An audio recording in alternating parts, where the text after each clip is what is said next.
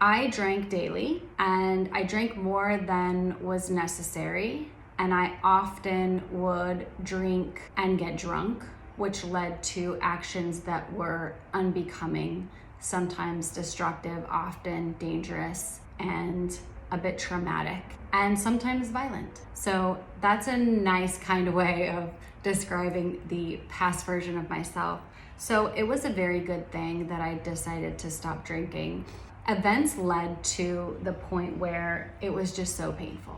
It was so painful to live the life that I had, in the habits that I had. I actually had a really beautiful life, but my destructive choices, especially connected to alcohol, they were just getting worse and worse, and I was just so unhappy. And I got to a point where I was ready. I was ready and I was willing to do whatever it took to get sober. I need to preface that that's required. Any kind of change, I'm using it in the story of me becoming sober, any kind of change that you want to manifest or create in your life, it requires you get to the point, I'm reading a book right now, it says the point of no return. You have to get to the point where there's no turning back. And ultimately, that's what I recognize where I was. I would have done whatever it took. And when you have that kind of fire and determination and commitment, it literally you become unstoppable. I knew I would get sober because first, I had decided I wanted to get sober. And secondly, I was willing to do whatever it took.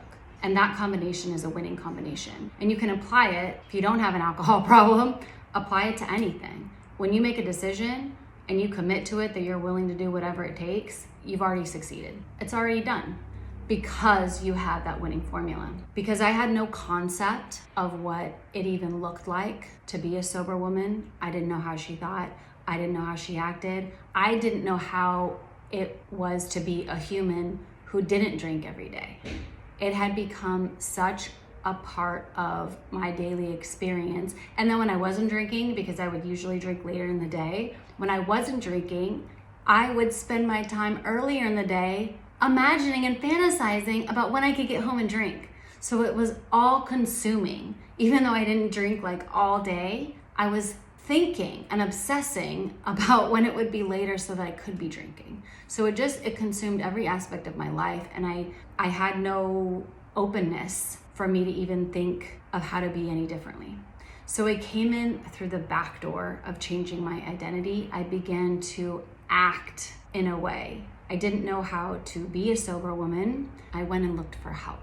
This looked like me going to work every day. I had a corporate job. I worked from 8 to 5, and then I would leave work and I would drive to a treatment center, an outpatient treatment center, where I would be from 6 till 10 at night, Monday through Friday. So I was pretty busy. I worked all day. I didn't see my family much, but I needed to do what I was doing because I needed help. And the treatment center memories are a bit of a blur. And then I started going to AA. I finished out the treatment program and I was going to AA. I think in the beginning it might have been every day, but I know it was multiple days a week. And through these actions, I was doing things that sober people do. And in the beginning, I was doing things that people who are getting sober do. So they go to AA meetings, they go to treatment centers, they go, they hire a sponsor, they work the steps. And that may not be how you did it or someone did it. This is just my own personal journey. That's what I did. Walking out this process and just taking it day at a time and having conversations with other addicts and what their experience was, and healing the shame that I had caused for my drinking, but also the shame and the pain and the trauma from why I even drank in the first place. And I'm gonna record a separate podcast about, I believe right now that anyone in addiction, it's a trauma response. And that's only because it's my personal belief that we're looking for relief. And some of us are just naturally geared more toward outside sources of influence, like drugs and alcohol.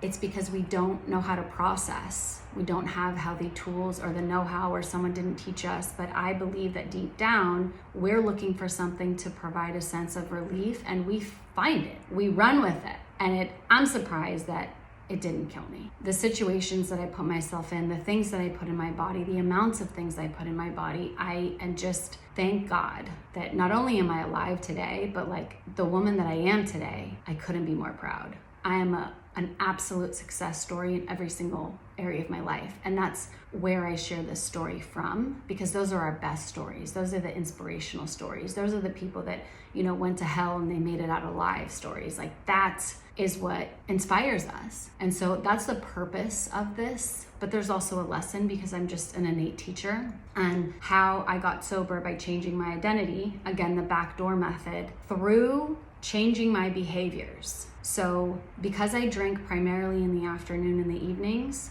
because I was going to treatment, I was taking myself out of the environment that I normally drink in, which was usually my house, and I was putting myself in a different environment. So that change right there is supportive. And then because I was doing the healing work, and I started to have some days on the calendar where a day would pass and I didn't drink any. And then they compounded another day and another day. And in AA, you do like 30 day, 60 day. So I was starting to rack up some time where days had passed and I hadn't had a drink. And this is how, through this work and the compound of time, I became a sober woman. And there was a point in time where, the treatment program had ended, and I think I went to AA for about 2 years, and I had worked all the steps, especially step 4. And I look back now to note, I've been sober 16 years last month. So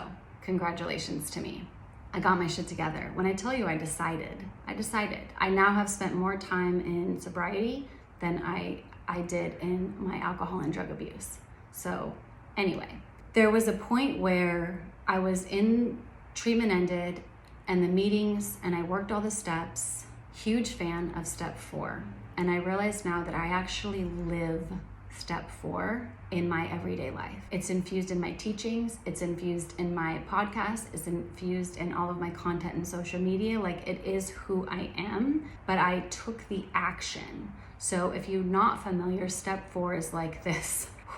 It's a bit of an undertaking. But what it is you have a sponsor that you work with, because this work is heavy. And step 4 is looking at your past, looking at all of your choices, everything that you have created, all of your wrongs, all of your mistakes, all of the pain and destructive and unhealthy and really traumatic things that you've done in your past. You bring them all to the surface to look at them, and then you process them. And then through the healing process, you have conversations. So I would go to the people that I had hurt, that I had wrong, that I have, acted a fool and completely embarrassed myself and embarrassed other people. And it's very, very, very humbling, very. But what it did was teach me how to take responsibility for myself. I realized that I'm not my actions. So even though I had done these really shameful things or these really embarrassing things,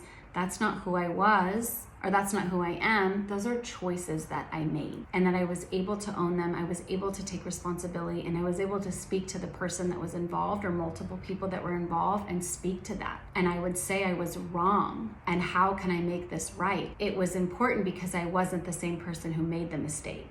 So if I had still been drinking and was like, oh yeah, hey, sorry about that, that doesn't really go too far. But because I was a woman who was actually doing the work, and I was becoming this sober woman, when I come and I say, my actions and my behavior was really out of line, and I'm deeply sorry.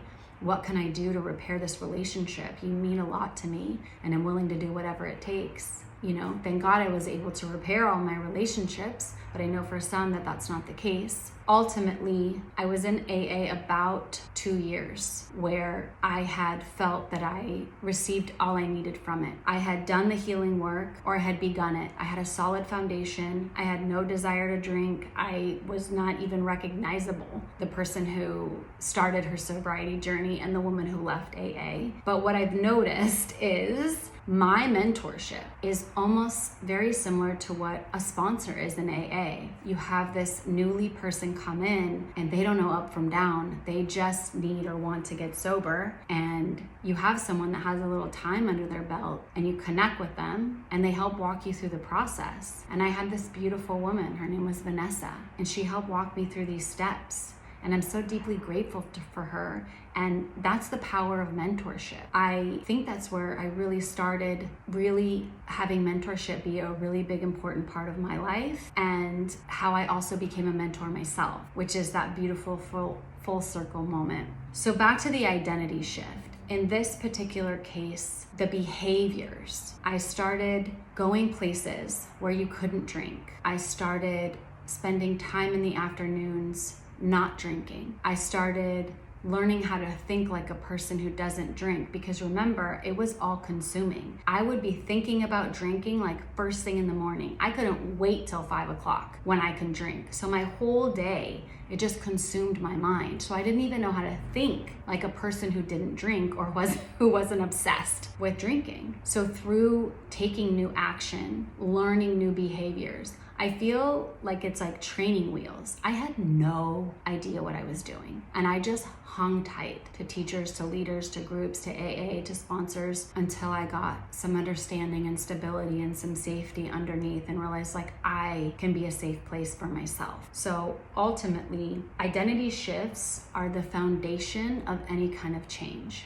Now, often, I shift the identity, which then naturally leads to a shift in behavior. But back then, I had gone the opposite way. I learned the behaviors of a sober woman, which then led to like, how does a sober woman think? And then through compounding time, I actually became her. Versus now, I decide, who do I want to be? I become her, and then that leads to the behaviors, the thoughts, the actions. So either way you come at it, it doesn't really matter. But it does matter that you have an identity shift if you are wanting to create change in your life. We identify, most people are unaware that we identify with multiple things and circumstances, and that literally is what cements us into the life that we have. But it's within our power, it's within our choice to change that very identification.